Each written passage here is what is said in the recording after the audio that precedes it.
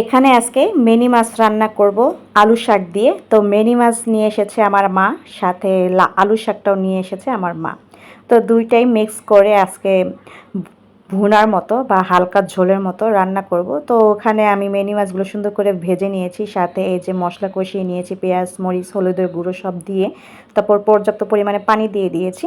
তো একটা ভুল করেছি, যদি আমি আলু শাকটা সুন্দর করে কষিয়ে নিতাম তাহলে মনে হয় ভালো হতো, কিন্তু তারপরও এমনি তো খাবারে কিন্তু কোনো সমস্যা হয়নি, স্বাদ একই ছিল, মানে কষিয়ে রান্না করলে যা হতো আর আমি এভাবে যে আলু শাকটা দিয়েছি তাতেও স্বাদটা অটুট থেকেছে। তো যাই হোক, এখানে সুন্দর করে আমি মাছ দিয়ে দিচ্ছি, এক এক করে 5 পিস মাছ ছিল, সাথে আমি আলু শাকগুলো দিয়ে দেবো। এই যে এখানে সুন্দর করে আলু শাক ধুয়ে আমি একটু হালকা ছোট ছোট করে কুচি কুচি করে রেখেছি, এই যে দেখেন চপিং বোর্ডে রেখেছি। এখন এক এক করে আমি দিয়ে দেবো, দিয়ে তারপর আমি ঢেকে দেবো।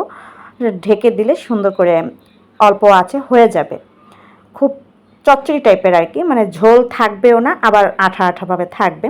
এভাবে খুবই মজা হয়েছিল রান্নাটা, আমার হাজব্যান্ড খুবই মজা করে খেয়েছিল চমৎকারভাবে।